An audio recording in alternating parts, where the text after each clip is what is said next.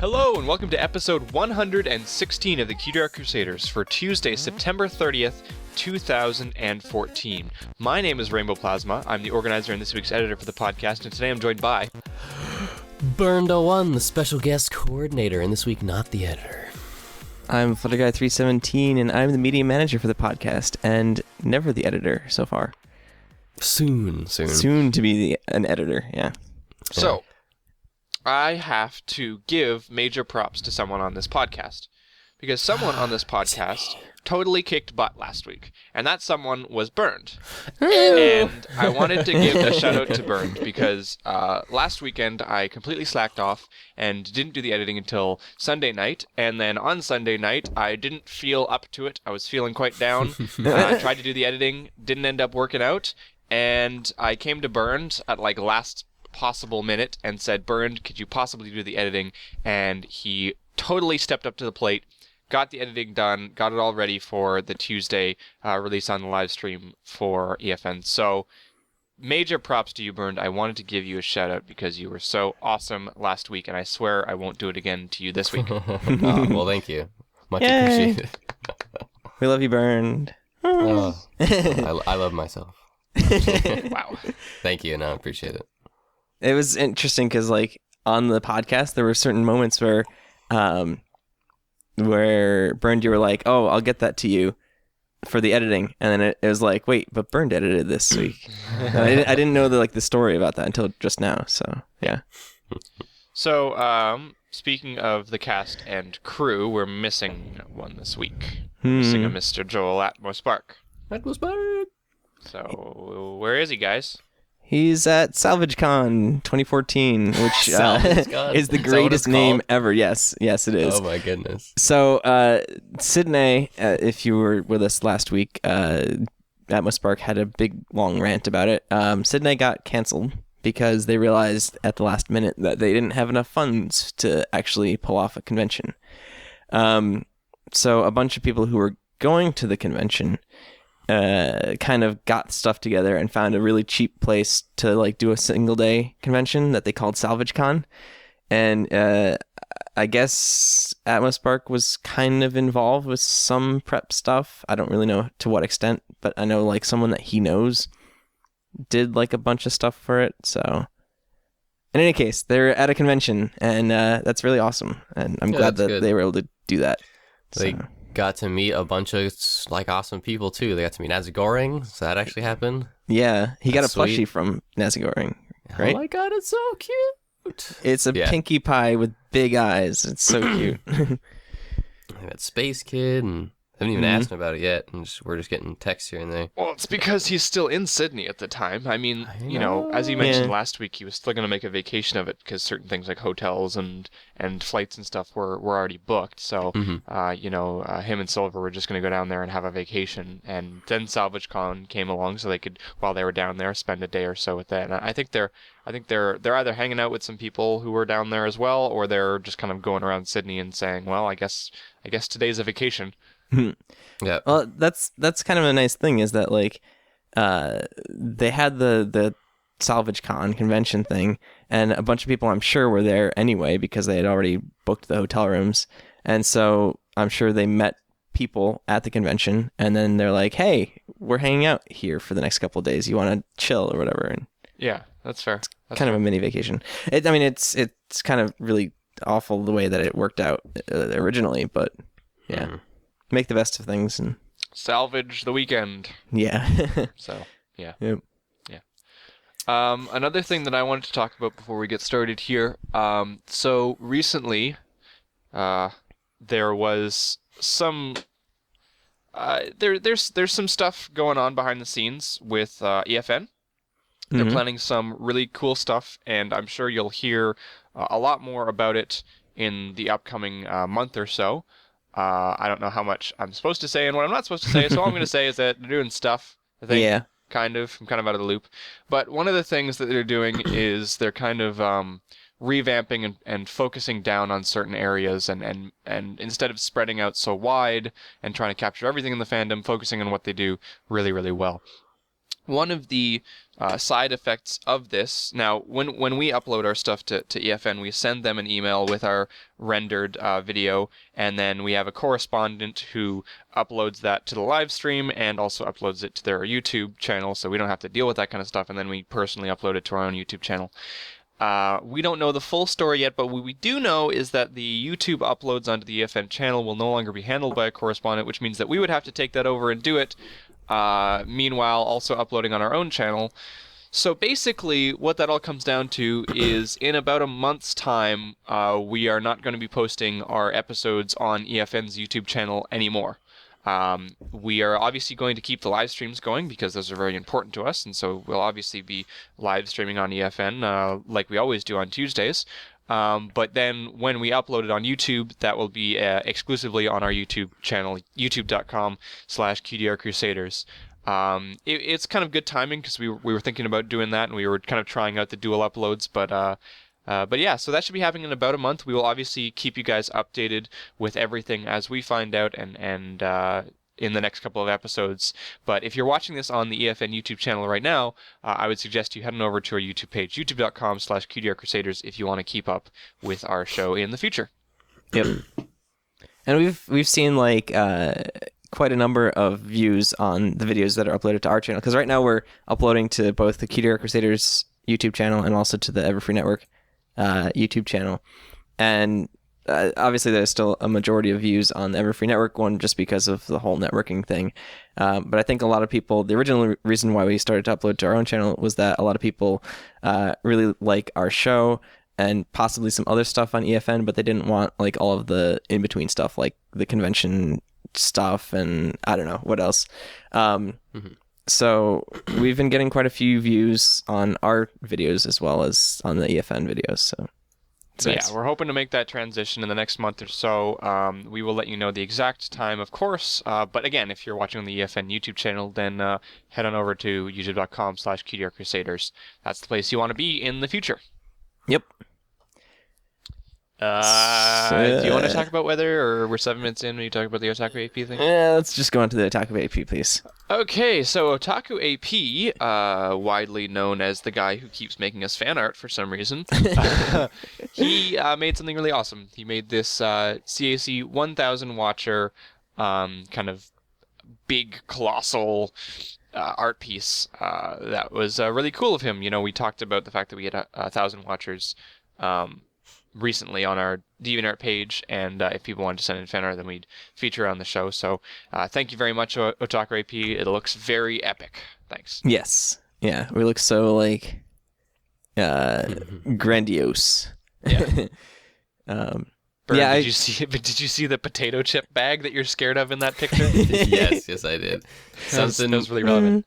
Was it in the description of this one when he's like, something I was going to do is give... Yeah, right there. For example, give the spider legs to the bag of bacon maple potato chips. Have it skitter after him. That's fantastic. Yeah. Otaku AP is well known for taking things that we've said on the show and visualizing them. So that's awesome. Thanks so much, bud.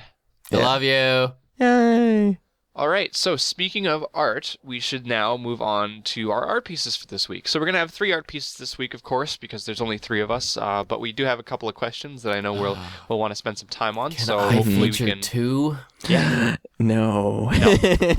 Sorry, Bern, did you just say, can you feature 2? Because you've been sitting here for the last 15 minutes waiting for you to pick a piece, so... One piece, yeah. I don't think I can last any longer. There was 2 I was thinking of featuring, one by me. Yeah, okay, sure. Sure. True. Next week. All right, so... Why don't you believe me? So we, again, randomized our order here in order to figure out who is going first.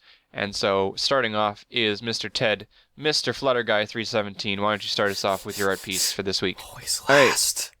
Huh? You're last again. Oh. Yeah. Complaining. All right, so the piece that I chose for this week is called The First Dawn by Sea Maggot, who we have featured on the show numerous times in the past. And this piece is very much a landscape piece. There's a big mountain range in the background, and there's a lot of ponies that are kind of in the foreground. marching or galloping or something like that. Whatever the heck they're doing. Yeah. And I like this piece because it does a lot of things really nicely. First of all, I love the painterly style used in it. I love the colors. I love the shading, especially on the silhouettes of the ponies. And I really like the lighting. I feel like we've used the term like painterly a lot recently, Yeah. and it's been kind of really, really vague. And I'm not going to do any better because I don't know the actual definition, but there have been some times when we've mentioned it that I was like, I don't really see it. And there's sometimes, like in this case, where I go, no, that makes sense to me because it lines up a lot with kind of the style of paintings that I've seen in things like art museums. Mm-hmm. I think, Bern, correct me if I'm wrong, but I think painterly is that you can see the brushstrokes in the piece, or the artist intended for you to see the brushstrokes in the piece. Yeah, sure. Okay.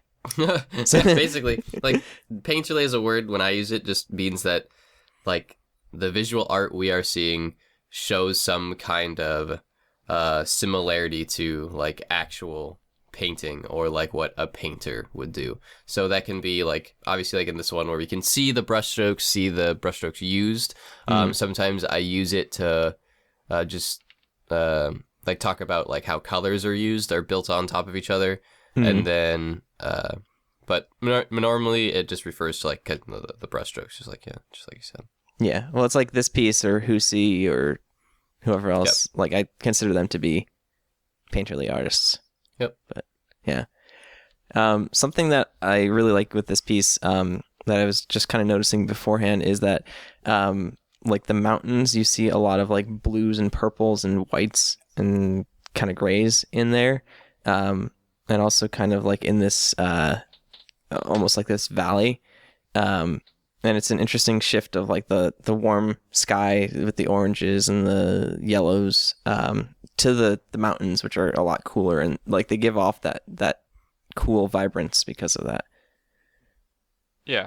I think what this piece shows to me is it's kind of reminded me that I want to see more pieces that show off a lot of orange and green together in an interesting way. Mm-hmm. Because I look at this piece and we obviously have the oranges like you mentioned, but we also have this kind of like just traces, just little traces of green in the grass in the bottom of the piece. And I don't know, I looked at that and I'm like, man, I wish that it was more green, you know? Not necessarily because I think it would be better, but I looked at it and I went, that green and that orange I think could make for a really interesting combination if only it was a little bit less orange and a little bit more green. But maybe that's just my brain kind of going off of something. Yeah, no, I get that. That's I guess green and orange are they complements? They're on kind of no, not at all. Okay, I don't know where I was going with that then. Well, what I think what you're looking for is like, so green is a color, right? It's blue and yellow. So depending on which color you get closer to depends on what closer of a complement it gets to, if that makes sense. Right, so like the complement of orange is blue. So if you have a green that shifts like a more of a darker green, kind of like a muddier or a more blue green, sort of like how this is almost, then it gets closer to like a direct complement. But just looking at it as a color, just green, and then looking at how like there's a majority of orange, you're like Random Plasma's looking at, he's just looking at how like those colors interact with each other, and he likes that, and I think that's cool. Like it's a really good point. Like there is a very dull kind of like muddy green in the bottom of the piece, and it reacts certain ways with the bright colors that is like the sunset. And like what I see is like, obviously I see the bright yellow, like orange, like glow on the left, but I also see there's a lot of red used in this piece in the very top that kind of like stripes through the sky, and then there's like a really kind of bright orangish red that's behind the mountain there. So like I see that as kind of like a value of red, especially in like the very top edge, like top left edge. And like that to me kind of reflects like the dull green in like the bottom. So like that's, you know, like everyone sees color differently. That's kind of what I see in comparison. Yeah. It is interesting that like top and bottom are basically complements of each other, kind of. Yeah, I don't know. I really enjoy these kind of landscape pieces, especially when they're done well. And I feel like the painterly style, or at least what I consider painterly style, like this kind of style, kind of does very well because it kind of leaves a lot to your imagination, especially in background stuff, because it's literally just like blotches of color and brush strokes and stuff like that. Yeah. And I mean, not just in the background, I don't think either, but also in the characters. Yeah. I mean, there's not a lot of detail in these characters, and I like the fact that C Maggot has made the kind of focal characters of this piece, Celestia, Luna, and even the charging ponies. They're all very either in shadows or not very detailed at all, and it's kind of like the scene around them dictates their importance, not their detail or like a focus on the piece. It's very. I've always mentioned this, but there's a lot of artists out there who are afraid of putting important parts of a piece anywhere but like the main focus point, Yeah. And I think it's a really awesome thing to see this piece where not a single one of the characters has anything more than a little bit of detail that's dictated by lighting. Yeah. I mean, you could tell that they're ponies, but that's about it. Yeah. And you can tell that that's Celestia and Luna, but yeah.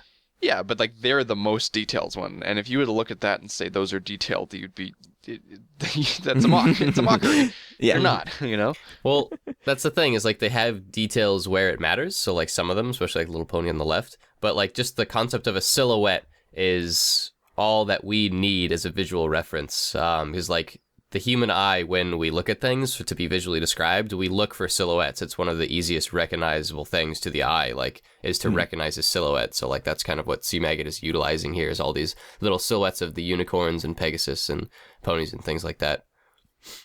I gotta be honest, I'm a sucker for good silhouette art. Mm-hmm. and like there's... Go ahead. Oh, fine. Oh God, you've turned into me and Joel. I was gonna say there's use of highlights on some of the characters and silhouettes, like the little 3 ponies underneath the mountain there in the middle. Yeah. Right. I was just gonna mention that another point that people might not understand is that a character doesn't have to be large and take up the majority of a piece in order for the character to stand out or be important. Mm-hmm. And there's an interesting effect that happens here by placing the characters as such a small part, but at the same time, showing the vastness of the landscape. He gives us this huge mountain range in the background. This big thing that we know suddenly that everything else is so big, and so when you see the distance between, say, like Celestia and Luna and all the other ponies, the separation between the two becomes that much more because you have the perspective of how small they are versus how far everything is. So they're really isolated, and that hill isn't just, a little, like, whatever, 100 pixel hill. That's a big hill. Yeah. When you compare it to like the valleys on the right. When you have the shift in value between that hill and the mountain in the background to kind of give you that separation to like say, okay, this mountain is also very vast, and like the space between it is very vast as well.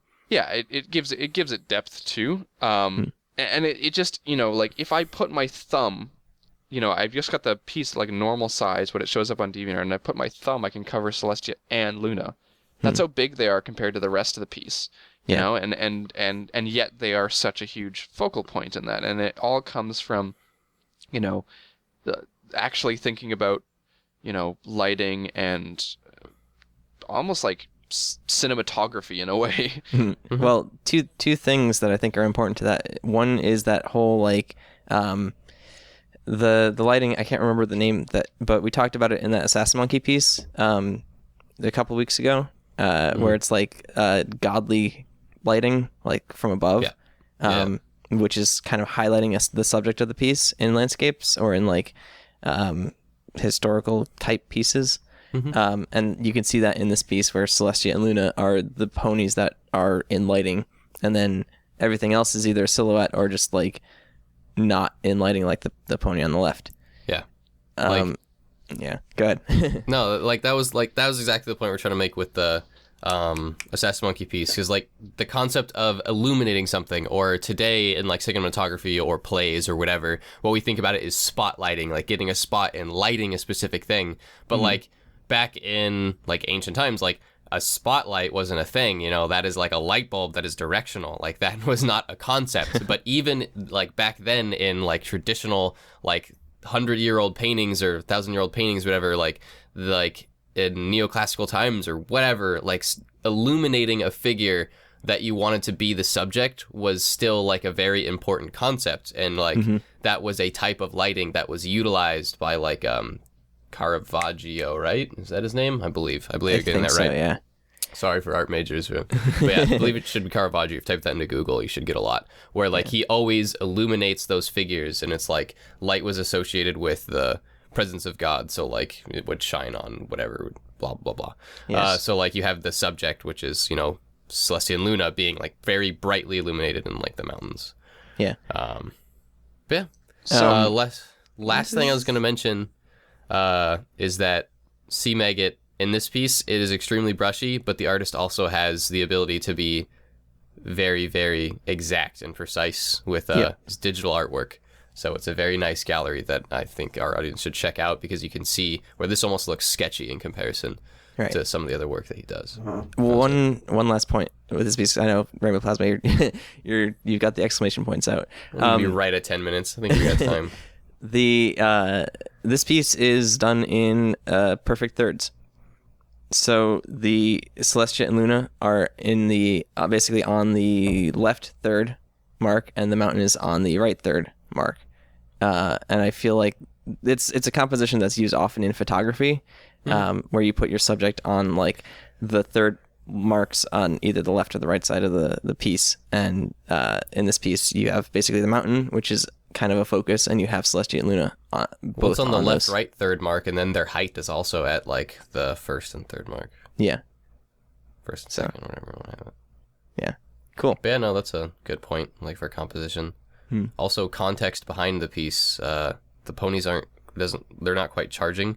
In the description it says the Celestia sisters make the first dawn happen after the overwhelming chaos. So it's kind of like this romantic calm after the storm kind of thing. Yeah.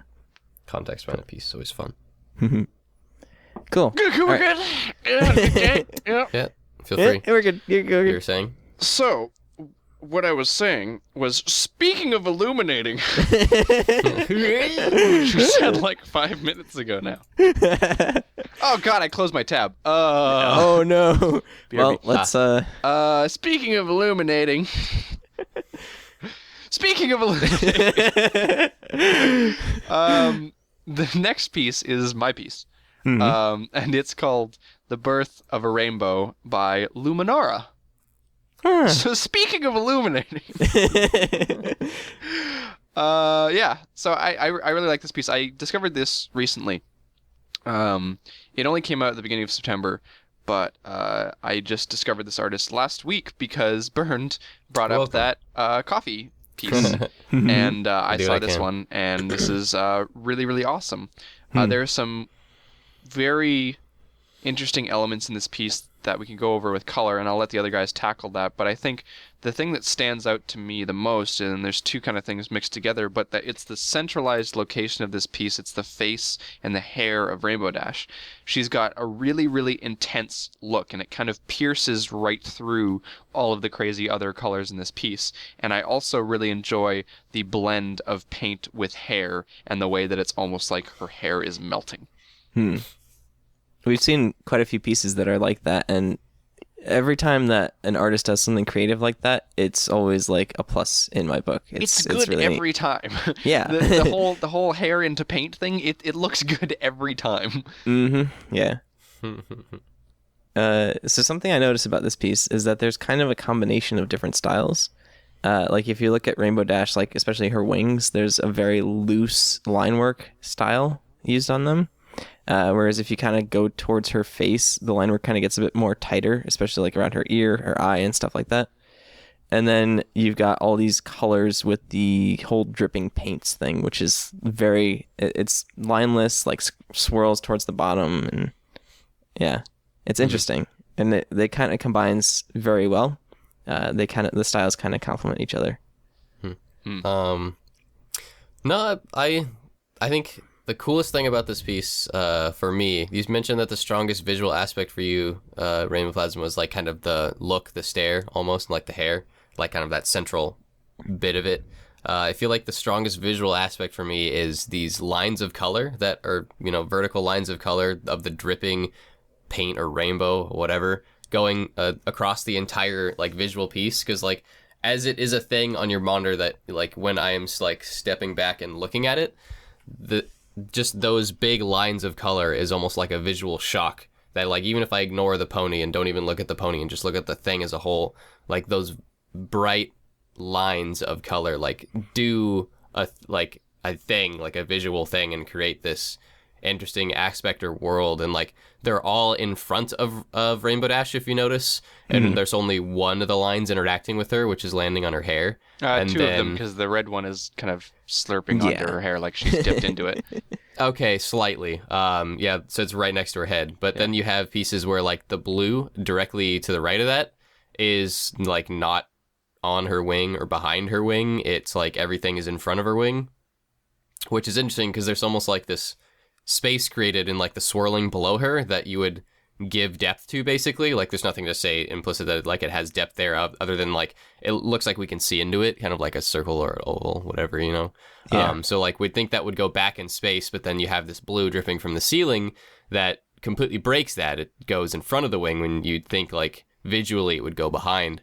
So it's kind of creating this interesting, unique it's like an thing going on with the ceiling, and then the swirl and blow, which is, again, like cool. But for me, just like those visual lines, like, have you guys ever been to like a modern art museum and like you see like one of those paintings where it's just... We went to one together in Ottawa when you visited. Yeah. Did you see a piece where it was... Oh yeah, so you were... Oh wait, Ottawa. Yeah. Did I drug you guys to the museum here, didn't I? You drugged us? What? Portland? I drug you to that museum, didn't I? Yes, sure, yeah. let's go with that. Well, regardless, at any museum, did you remember... do you remember seeing a piece where it's just like visual lines or vertical lines of color just placed next to each other, painted, and that's it? Yes. I don't, but I'll say I did. There was a piece. Move on. There was a piece Go or on. a couple pieces at the Ottawa Art Museum that were basically just that. Anywho. I think you blocked him out of your memory. So cool. I end up liking pieces like that because what those are is they're strictly just the comparisons of color. Like they're bright, pure forms of color placed next to one another, and it's what like just that use of color does for like you visually. Like that's what it exists as an artistic object. So like that's kind of what I see in these visual lines that are in the piece. It's just like, yeah, whatever. Yeah. Yeah. No, it's interesting because each of the lines is a very distinct color, and I don't know if they're like overly saturated, but it's definitely like they do have some saturation to them, and they do kind of stand out against the background. And just like the placement of them is very interesting. Well, there's also the juxtaposition of the fact that the colors and the way that these kind of paints are depicted almost makes them seem like luminescent and like they're lights, not paint. They, not like a drippy substance. But then you notice the way that it kind of drips from the ceiling, and especially as it hits Rainbow Dash in her head and kind of droops down and becomes kind of paint-like. It kind of provides this double-sided, like you think it's light, but it's also paint. So it's like a paint light thing. Neon. So, yeah, neon sounds. Yeah. It's interesting Neon too. in liquid form. It's interesting because in the background, you'll notice that like there's different color or different shades to the background, different colors to the background, and so I can kind of see where these drips of color would kind of give off that neon kind of feel because there's a dark color behind it or like a less saturated color behind it, and then you get this bright line. Yeah, it's an interesting space in general because it's just so. It doesn't have any context to it, It's just kind of this like cylindrical space that's got these painted clouds in the background, these dripping neon light paint thing. I'm tripping balls right now because like I don't know if I can use that reference on the show, but I just did. Because like before Ted just mentioned it, and that there's like hues, shifting hues in the background, I did not see that at all before this point. Like when I was talking about the visual like lines, those vertical lines of color, I was only looking at those vertical lines and just their like pure color. So everything behind them and in the background seemed like one solid shade of color to me. I thought it was just one just blank shade of like kind of like a dull greenish blue. Like that was it. I didn't see this kind of like rainbow of color that they make. Not at all, not one bit.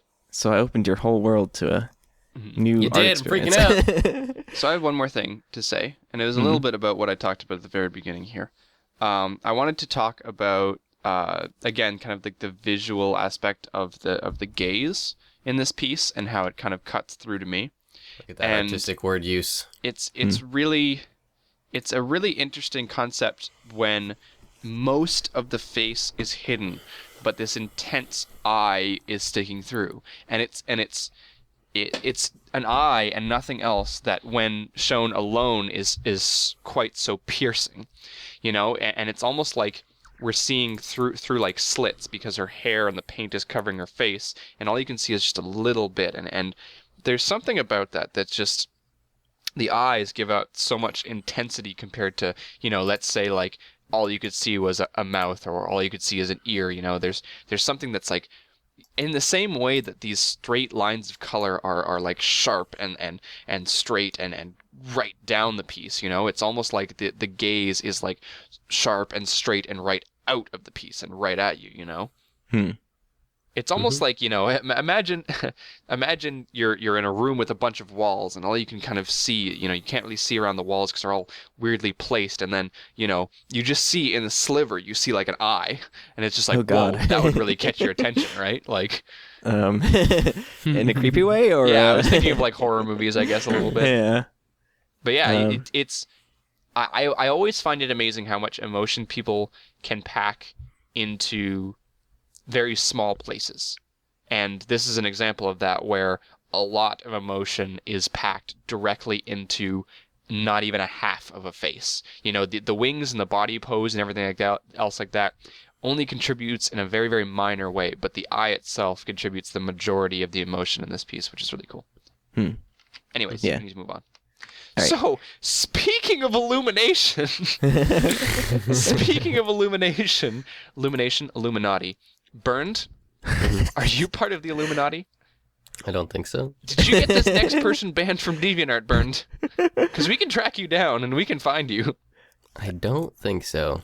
I'm pretty think sure we they got all themselves know. banned by their own devices. I'm pretty sure they got themselves banned by their own devices. What do you mean, Burned? I don't know. Speaking of illumination, this next piece is a great one, Burned. Why don't you go on about it? Thank you.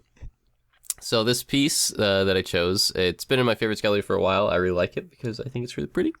But it's called Fluttershy by Aurora, I think we featured before. Sorry, did you have a stroke there? A little bit. So I don't know why I like this piece a lot. I just think it's really pretty. It's like sorry. It's like you've actually had a stroke. Are you okay? It's not at all like you, Burn.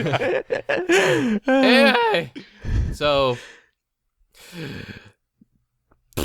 this right here, this horse picture is beautiful, and I like it, and I hate you.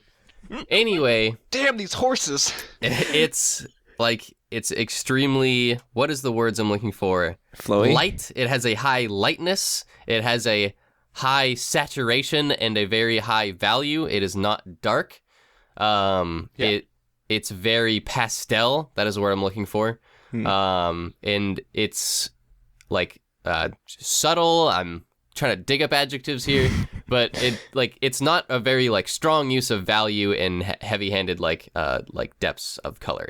Everything's very light, very pleasant, and it's like it has this gradient of these extremely pastel colors that kind of goes throughout the entire piece, and it's very peaceful and it's harmonious, I guess. Yeah, it definitely gives off like a happy vibe, and I think the colors have a lot to do with that. Yeah, there was another word I was looking for, but I guess just pleasant, you know? It's where it has like these really light pinks, and it's just like feels like colors of happiness, you know? Like in our color episode we talked about kind of like what is colors of good or whatever, like that represents like the good princess or what Celestia is made of. They're like the colors of happiness. Right. Like this is kind of like that. It feel like it's kind of like colors of happiness, if you will. Like there's a lot of colors that you would see in Celestia, like the white, that nice like hue of green in the bottom, and then yellow, pink, light blues. Yeah. And it's actually- very like, go ahead. Basically the colors that you find in Fluttershy. Yeah. So, yeah. And she's a very happy individual. So Yeah, I think Oh, yeah. I think her color scheme is very calming. And it's light, and I think it is really good choice by the creators of the show to kind of use that color scheme. I guess that's Lauren Faust. So yeah, it really works well with her character and her personality, and I think this kind of piece goes off of that and uses that to extend that kind of peaceful and calming kind of feel to it. Burned, I don't know if you can shed some light on how like flowy things like this whole piece is very like curved and like flowy, like her hair. I think that also contributes to the whole calming nature, but I'm not sure why. Yeah, no, it's an extremely good point. The reason why it does is because it's organic feeling, it's smooth feeling, it's flowing. And what I mean by that term organic, the opposite of organic is geometric, so very hard, harsh lines. So if you notice, there's no hard edges, sharp edges. There's like a few points, but it's all a nice taper in like her hair that it seems to like flow into. There's no just like abrupt stops, if that makes sense. So the fact that it's organic and it flows, like you mentioned, helps give it a more peaceful and harmonious, I guess. I feel like that's the wrong word. Harmonious. Harmonious feel throughout the entire thing. And then also that goes like just like perfectly hand in hand with the fact of how like light and pastel the colors are.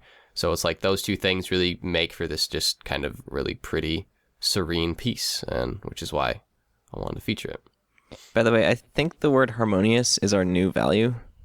I just couldn't think of a better word for this piece. No, it totally works. It Totally makes works. sense, yeah. Side note, completely unrelated. I think she's being attacked by a rogue green isosceles triangle. Oh my god, yeah. Also not isosceles, totally right angle. What are you talking about? In her you mean hair. her hair? Yeah, in her hair. Ah, I see. Pretty I'm soon not it'll be sure entering what her brain and she won't be able to think of anything else but green triangles. It's how they get you burned.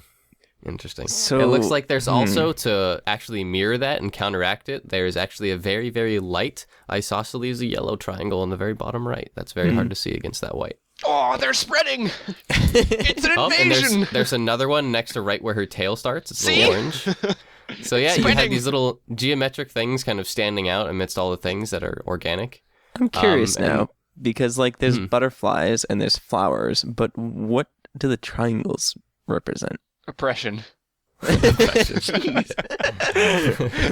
Wow. Oh my goodness. Anywho, moving forwards. Yeah. No, like the little, like, they're almost like cookie cutter things, like little, like, kid stickers or stamps, like the butterflies, and then kind of the plants around her, what creates almost like kind of this floral pattern more than they actually do represent, like, plant life. It's kind of just like a artistic kind of like nod to it, almost like a representation. So then you have like the flowers in the background behind her kind of like cut out of the scene.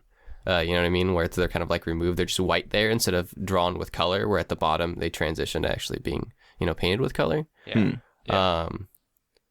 Oh yeah. And I did wanted to really make a point of just like this awesome, just like gradient that basically Fluttershy's hair becomes with these uses of color. Cause it starts out with like this kind of like purpley blue and the very tip of her hair at the very top. And then it goes all the way into like this deep pink, especially in like the shaded area and underneath her hair and where her tail starts, like that really like, it's probably one of the most vibrant colors in the piece is that pink right there. And then goes into like a light pink and then a yellowy green and then into that green and then the bluey green, kind of that almost turquoise, not really. Yeah. Well, the gradient in her hair and the gradient in the background kind of give the only depth to the piece. Like there's not really a shift in value. It's really just this changing gradient of colors that kind of, give it a little bit. It's not, obviously it's not very, there's not a heavy use of depth in this piece, but without that, it would be very flat, I think. And Well, I mean, the people who are watching this podcast, not us, because we're the only three who won't see this, but who are watching the podcast will be fortunate enough to have the side-by-side view of the piece and then the piece sans color. So, just focusing on the value of it. So you guys can see for yourself kind of how interesting the piece looks when you take out all of these vibrant color changes and get to take a look directly at the kind of saturation and the value of the piece. See, like, I really love stuff like that, because when you do make a painting like this where you're not using value, all of the work is done in how you use hue and how you use specific colors and put them against each other. So, like, all the uses of shadow and, like, shading are all done in color. So, like, the pink shadows underneath Fluttershy, she's, like, sleeping there underneath her, like, legs and stuff, it's all done in, like, a deep pink. Or even, like, how her body is shaded, it's just, like, a deeper shade of yellow. Like, you could definitely say there's a little use of value in there, but it's almost like an orange. Like, it's not so much the fact that it's darker, it's the fact that it's the color doing the work for you. So, in a piece like this, it becomes, like, all almost entirely about how the artist uses color versus how they use other artistic kind of devices, if you will. Yeah. And I feel like a lot of times there's artists that kind of try and focus on either going with value or mostly with color. And we've seen a lot of really well done pieces for both. And obviously then you get artists that combine them very masterfully, like landscape painters and stuff like that. But yeah, it's always interesting because I don't think you see a lot of pieces that mainly use color instead of like a mix of color and value. I try to find those when I can because I really enjoy them. Oh yeah, and just like I just kind of want to point it out. It's kind of obvious, but like her tail isn't doing anything like I feel like it's getting closer to the camera. You know what I mean? Because there's like two ways you could go with placing Fluttershy in the background at the top of the piece like that. You could create like a sense of forced perspective where it looks like her tail is getting huge and we're like right sitting in front of it or something. And, it's has like a, or like has orthogonal lines, whatever. And like, there's this sense that it, like it goes back into space. But there's not really a lot of that at all in this piece. It's kind of just Fluttershy, like lying, like sleeping on this little plane of space that we can kind of tell on the top of it with like grass around her. And then the rest of the piece of the artwork is just like the depiction of her tail and like this giant like swishy like entity. And like the plants and stuff, they don't have any perspective to them. They're just, like I mentioned, they're like stamps. They don't create like space or depth. So it's kind of like this little wonderland where it's just like, artwork to be pretty rather than create a visual representation of space. The artist isn't really trying to do that too much, with the exception of like obviously making Fluttershy look believable and then adding some grass to the edge of her hair. Right. This piece kind of, last note, this piece kind of reminds me a little bit of like some Japanese decorations, like the paintings that are kind of hung.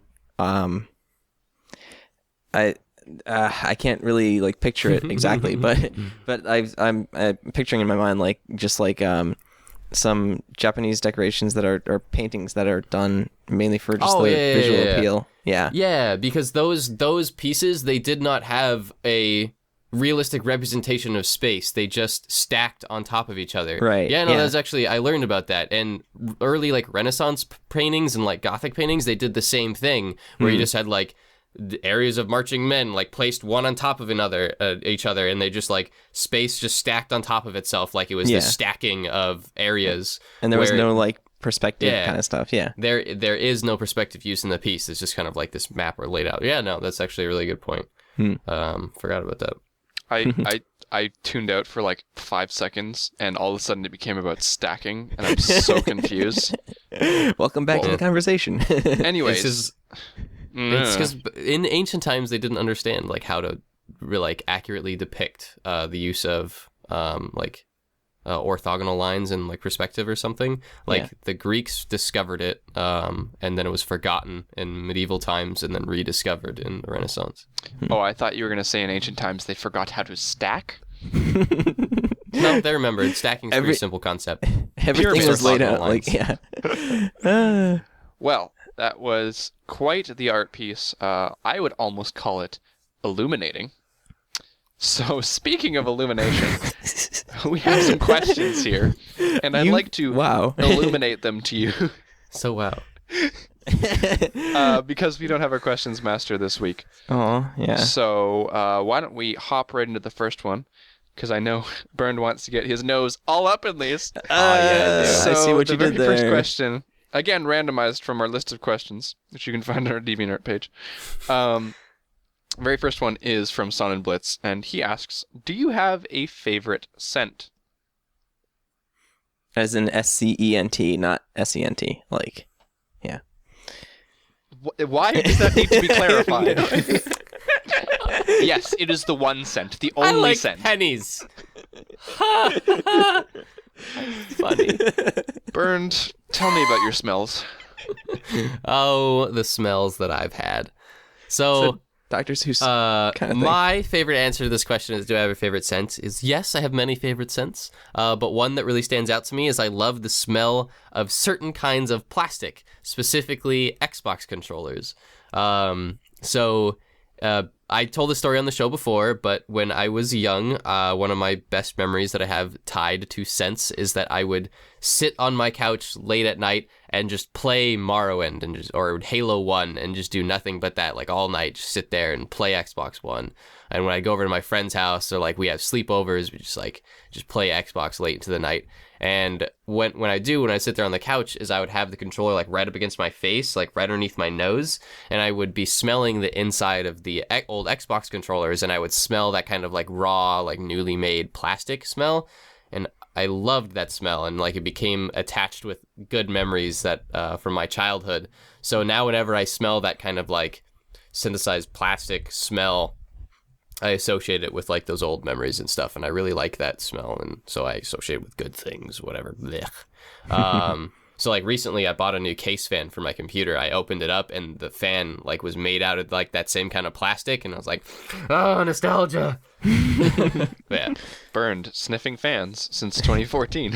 Ooh, speaking of sniffing fans, Sonnenblitz, you're German. What? Excuse me? So recently in German class, I've been taking German in college. I just started a first course of German. I've taken German in high First school. chapter, smelling Germans. So I'm talking. So my dad is German. So because of which, my dad's like really German, like born in Germany, like immigrated here. We always eating German food and stuff, and we always have really, really good German bread around. So in German class, the German bread came up, like a concept of it, and it reminded me how much I love the smell of bread. And I realized I'm also a weirdo because I sniff Germans and because I sniff bread. So like whenever we go to a restaurant or something, and they'll give you fake, or they'll give you bread or fresh bread or whatever, like German fresh bread. Or not specifically German bread, but any kind of fresh bread, and they put it down at your table, I'll always smell that fresh bread. Like, I love the smell of just, like, fresh baked bread. I don't know, so just, like, I love, like, tearing open bread, and, like, I'll smell it, because it's delicious. I just have this image of you, like, sitting down at, like, an Olive Garden, and they bring out the bread, and I just look away for a second, I look back, and you just got, like, a breadstick shoved right up your nose. I could just picture you with, like, a mustache made out of bread. So while I was ranting about bread, my niece quietly walked in, stuck sticky notes to my desk because she didn't want to interrupt me while I was recording, and then patted me on the shoulder and walked out, but closed the door loudly and started yelling at the dog outside. Did the sticky notes say, "Oh my God, stop smelling Germans"? No, she found the brushes for my dog. Anyway, go on. Okay then. Well, Sorry for the... no, it's okay. okay. It's not we were smelling related. Germans. I apologize. We'll go back to that. Okay. Strange, Okay. but I'll allow it. Anyway, yeah, so smells I like. We'll just recap. I love the smell of plastic and like Xbox controllers because it gives me good memories, and I really, really love the smell of fresh bread. That is like one of my favorite scents. So, like smells and scents. You're done. feel You're like- done. I'm sorry. No. Why did we let him recap? No. Smentiles. No. Stop. Oh my God, Ted, please tell us about your scents, My sense. if you have any left after this podcast. Oh, God. What are your favorite smentiles? Germans. My my favorite scents are actually the French. No. The next question that we're going to get in our stupid inbox is going to be, what kind of people do you smell the most?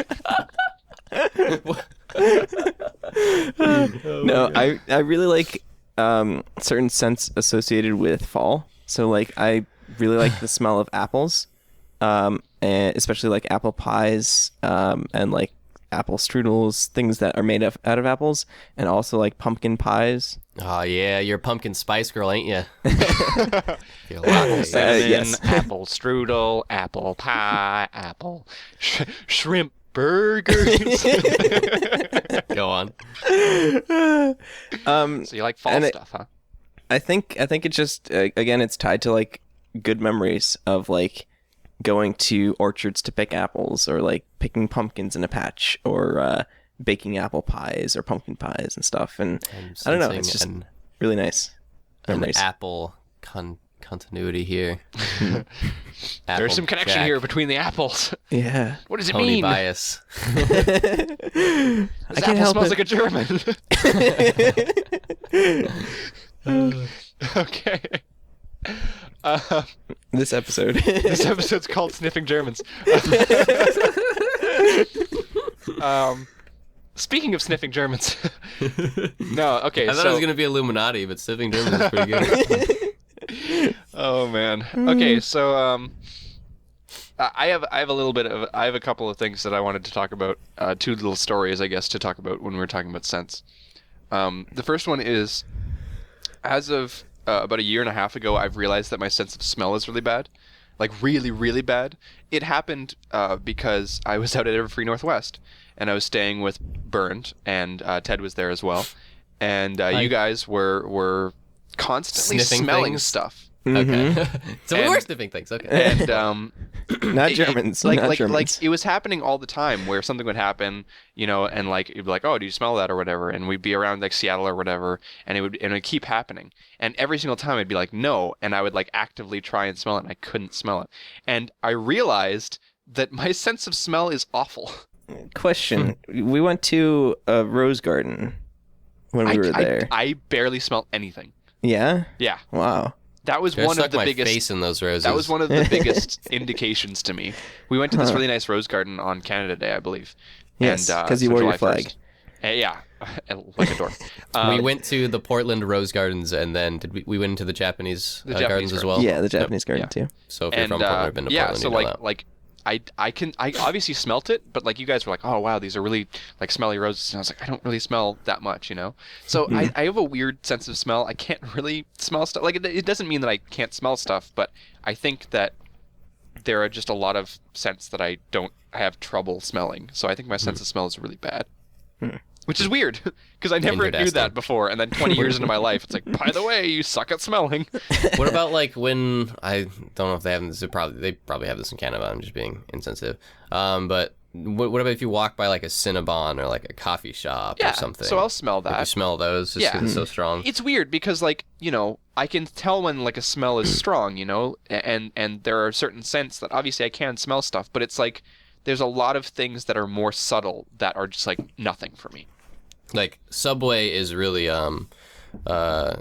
guilty of this. Is they vent out, like purposely vent Subway smell, and it's like that smell of their bread and like spices or whatever. But it's like that smell is associated with Subway. Yeah, like they same with, like- purposely vent that smell. I think same with Jimmy John's, right? Like they even advertise sure like so. free smells. Yeah. If you go walk through any mall, like you'll smell that food, and it's not because they're making the food there. Like they have ventilation and ovens that put that crap through the roof of the mall, so you wouldn't be smelling that. They're actually venting smell at you. So if you walk by Cinnabon or wherever, they're venting smell at you, and so you smell Cinnabon and you crave it. It's the same with Subway. Same with I think coffee McDonald's machines does it in- as well. Yeah, coffee machines in grocery in stores. stores. Yeah. Like I'll be walking by Winco, or I'll be walking in Winco, like one of the stores here on the West Coast, and I'll be walking through there, and then all of a sudden you'll hear this, and it's the coffee machine, like spraying coffee smell at you, like, and it does that. It's like, oh God, it smells like coffee beans. Gah. Yeah. Yeah. So yeah, it's weird. It's like there's a barrier to entry in my nose. So like, if it's a strong smell, then I'll smell it, of course. But like, I don't know. There's a lot of the more subtle ones that just don't register with me, which is really weird. That being said, I do have a little story from this week. It's very quick. So I was walking down the street back from work when all of a sudden I smelt a very strong smell, and it smelt like boats, like the kind of engines that boats run on, and it's this very kind of like gassy, raw gas smell, And I turned to my right and I realized it was this really, really old like Ford truck. And I realized that the engine was just crappy.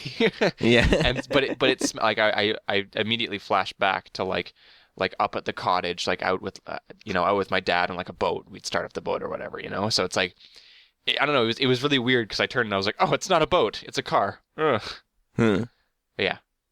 But yeah, in general, I've got a weird sense of smell, and it's definitely worse. It's not like worse across the board, but there's definitely differences, and my sense of smell sucks, kind of. So yeah, it's interesting because I think most of our favorite scents are just related back to memories that we've had. Yeah, and I mean that still happens for me. Oh, and side note, my sense of taste is kind of related to that because taste is closely related to scent. But usually it's to my benefit. Like people will talk about things that don't taste that well, and I'm like, yeah, it doesn't taste like anything to me. So yeah, I can see that. Because scent is two things. Scent is the strongest thing related to memory, and it's also the strongest thing related to taste. Yeah. And it is like obviously is a huge component to what you do taste. Yeah. So like that's why it's like me remembering me gaming when I was little is so strong. It's something. It's called a mental anchor. It's the fact that something that happens to me or something that I smell is specifically rooted to a memory or a feeling of mine. Which it's because our sense of smell is located really close to our sense of memory. That's not sense. That's not sense. Don't. God. Well, where memory is stored. Actually, it's where memory is encoded. We have over 30 senses. Oh, for God's sake! Don't start this. Shut up. It's true, but yeah. So basically, the place in our brain that registers scents also is the place that encodes memories. So when you have a scent and it encodes the memory, it gets very closely tied together. Well, our olfactory nerve, I guess, is like located the closest to the brain out of any of our other immediate senses, like sight excuse me? and stuff like that. It's your sense of smell is like the closest to the brain because like you're. So the part of the brain that senses the smell is the closest to the brain. Like the like your physical schnozzle is the closest thing to your brain lobe. I would argue that your eyes are actually closer. No, because your olfactory nerve nose is capacity, part of your brain, smelling part actually. is behind your eyes. It's in your skull. Yeah, your olfactory nerve is, I believe, is part of your brain. This has gone to weird places, and that's saying something considering how this podcast has gone. So we're gonna move on from the science part, and we're gonna move on to our second question. So does that mean that when I smell Germans, the Germans are the closest thing to my brain? Yes. r/ask science or certain other ask science blank subreddits. Okay, so moving on to the second question. Didn't we have? Okay. We have another question? Yeah, we do have another question. So the second question is from Yala Wolf. I feel like we're starting to get the same questions here. It's probably because they've asked like 50 billion of them, and when we randomize, I might have to do a weighted randomization. Anyways, she asks, who is your favorite MLP FIM villain? And that does not include antagonists. So it does not include people like Gilda or Trixie or things like that. Actual I feel like villains. we have done this question before. Some of it. And I would have to say that I really enjoyed the aspect of Nightmare Moon and how that played with Luna. Luna! So that's that. I really liked Tyrek as a villain. I really enjoyed his whole introduction. I think that was kind of the darkest point in the show so far, which was really cool. And he actually had some good like character backstory and stuff. So yeah, he did have quite the epic backstory. Yeah. That is the English sentence I wanted to say. My favorite is Discord. Said that a couple times. Oh, that's a good point. Yeah. I just really love Discord. I consider him a villain. Yep. Don't really give a crap about Well, I mean, he was a villain at some point, so it counts. He was a villain, and I love just the aspect in that he was a pure chaotic being. I enjoyed that. Yeah. Yeah. Cool. Also, shout out to Chris Liss because she's cool too. Anyways, And John Delancey's voice does wonders. Speaking of Illuminati, we need to wrap up this episode, lest my brain illuminates itself to death. Or Burn smells more Germans. Okay. We don't want that now, do we? Okay, this has gone to a really, really weird place. Have you guys noticed? Side note: have you guys noticed how don't know weird our weird episode place. titles have been? They've gotten weirder each week ever since we started. This week's gonna be not titling them. smelling Germans. Is gonna be great. Like we started from a very solid base of excerpts from Wikipedia. Immediately jumped into sticky koalas, past farting in the rain, and now to sniffing Germans. It's just gonna get weirder. Like it should become a thing where like we have these crazy whacked out here's the- titles. What do you mean it should become a thing? It is a Here's the thing. thing. It's, it is- it's This going is the that way. thing. So Welcome people to are the like, thing, why Bernd. is it named Sniffing Germans? So then they have to listen to the entire episode to find out why. Yeah. Find out more. Make a joke in the last second and name that the episode. Yeah, Well, like but here's we the didn't have thing, any like- funny thing. We didn't have anything funny like this week. Quick, say something. Here's the thing, pull it out though. of my Like, chest. like we haven't been forcing these at all. It's just like Yeah. Yeah, things that come up. that's why they've been great. It's natural. So speaking about Flow with forcing it. illumination, Plugs. Want me to yeah, run through them? yeah. Who wants to do the plugs? Ted, I'll do you the do it. plugs. Okay, so we have a go. DeviantArt page, which is cutieartcrusaders.deviantart.com. Yep. We have a Facebook, which is facebook.com/cutieartcrusaders. We have a Twitter, which is @cutieartcrusade. We have a Tumblr, which is cutieartcrusaders.tumblr.com. Bingo. We have a YouTube page, which is youtube.com/cutieartcrusaders. Yahtzee. And we have an email account, which is cutieartcrusaders@gmail.com. Fantastic. Mm-hmm. All right, well, that's everything for this week. Because that's the end of the podcast. You put on like your late night radio show host voice right there. Really? Because I definitely put on my weird, voice. Yeah, You know So- who's it's- weird? kind of the same. Go on. People from Poland. Like, is that right? Poland? Yeah. Well, I'm- Polish is weird. It's a funny language. There's a Dutch. Oh my God, Bernd. Poland. Oh my Very God. hoity-toity. I don't know. I've been listening to foreign languages. Sorry. People's Art cultures who are not my own are weird. Cutie Art Crusaders, now with xenophobia. Bernd, why don't you just here's a German. Just smell this and stop talking, please. Dankeschön. Can someone draw fan art of this, please? Deutschland, sehr gut. This is going to be the weirdest piece of fan art we've ever got. Yes. I mean, yeah. All right. Well, speaking about Germans, time to. Oh no, we have something to talk about next week. Next week! So next week on the show, we actually have scheduled for once. I did my bloody job. We have the Paper Ponies. So we have a special guest next week. So tune in for that. I'm pretty sure for that Atmos Bart can't make it next Paper week Ponies. because of that. Because we're going to Yeah, be recording unfortunate. at like 4 a.m. his time. Yeah, unfortunately. He'll just So- stay up really late. It'll work. But it's okay, We'll 'cause see. we'll do the interview next week, and then the week after we can have stories about Salvage Con. So yeah. Yes. we go. Yes. Cool. Well, that's everything, guys. Thank you for watching. God, this took a weird direction. You're going to say this Turkish. More culture. No, Bert. No. The xenophobia has to stop. I wonder what Turks smell like. You think they Germans smell are like people turkey? too. They're not just devices for your nose. I just picture like you remember in like Spaceballs the movie where like he opens up the canned air and like smells it. I just feel like I could get like canned Yeah, German Spaceballs and just like references. This is exactly what open the up show like needs. open up canned German. Just like speaking of opening cans, I love the smell of energy drinks. Whenever I open an energy drink, I smell that. It's so good. You just swore.